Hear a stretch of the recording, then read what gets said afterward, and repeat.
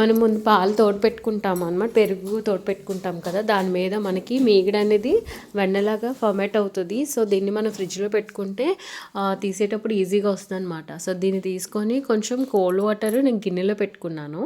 ఈ వెన్నని మాత్రం దాంట్లో వేసుకొని ఒకసారి మిక్సీ వేసుకుంటాం అనమాట, వాటర్ వేసుకుంటే మనకి ఇలా క్రీమీ స్ట్రక్చర్ వస్తుంది.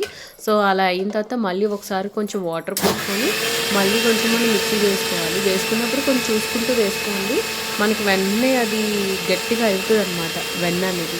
సో అది ఒకసారి చూసుకొని వెంటనే మనం ఆఫ్ చేసేసుకోవాలి. మిక్సీ ఆఫ్ చేసేసుకొని దాన్ని ఏం చేయాలంటే ఒక బౌల్లోకి తీసుకుంటాం అనమాట.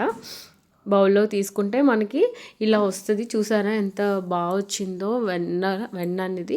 సో ఇలా మనకి గట్టిగా ఉండాలి. సో ఇలా గట్టిగా రావాలంటే మనం కొంచెం ఐస్ క్యూబ్స్ వేసుకున్నాం అనుకోండి, బాగా వస్తుంది అనమాట వెన్న. దాన్ని ఒక బౌల్లో తీసుకొని ఒక 2-3 సార్లు బాగా కడుక్కోవాలి. ఎందుకంటే మనం ఒక 1 వీక్ నుంచి అలాగా మనకి ఫ్రిడ్జ్లో ఉంటుంది కాబట్టి ఏదైనా బ్యాక్టీరియల్ ఫామ్ అయినా అది కొంచెం పోతుంది. ఒక 2-3 సార్లు బాగా వాటర్తో క్లీన్ చేసుకోండి. కూలింగ్ వాటర్ ఉంటే వేసుకోవచ్చు, లేదు నార్మల్ వాటర్తోనైనా మనం క్లీన్ చేసుకోవచ్చు. కూలింగ్ వాటర్ అనుకోండి మనకి ఏంటంటే వెన్న అనేది చాలా గట్టిగా బాగా అనిపిస్తుంది అనమాట.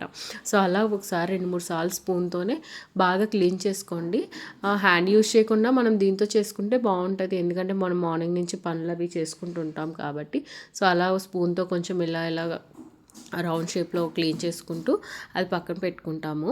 సో ఇప్పుడు స్టవ్ ఆన్ చేసి దాని మీద మనం గిన్నె పెట్టుకుంటాం అనమాట. సో ఫస్ట్ ఏంటంటే ముందు మీడియం ఫ్లేమ్ మీదే చేయాలండి ఇదంతా.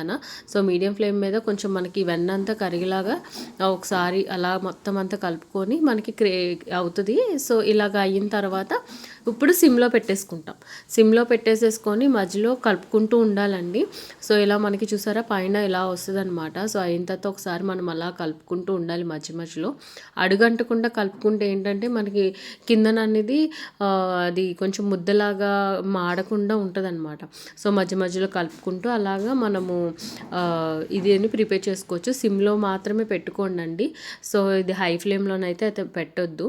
సో ఇలాగ అయిన తర్వాత మనకి నురుగంతా పోయిన తర్వాత మనకి ఇలాగా వాటర్ లాగా వస్తుంది అనమాట. బబుల్స్ వచ్చినప్పుడు కొంతసేపు అయిన తర్వాత ఇలా పైన ఏంటంటే మనకి నురగలాగా వచ్చిందంటే మనకి నెయ్యి రెడీ అవుతుందని అర్థం.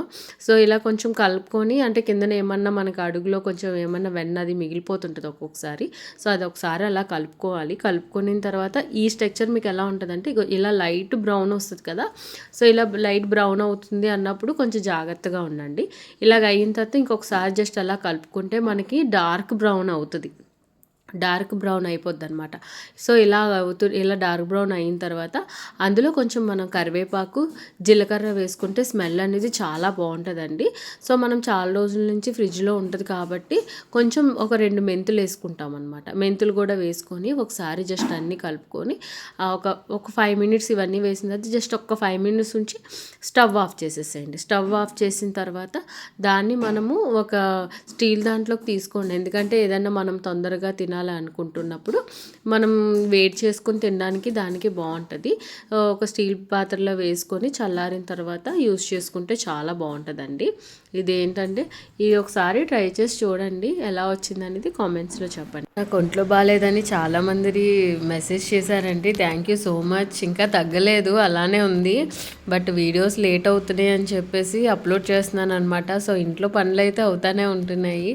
సో నేను చేసినవన్నీ మీకు పెడుతున్నాను అనమాట.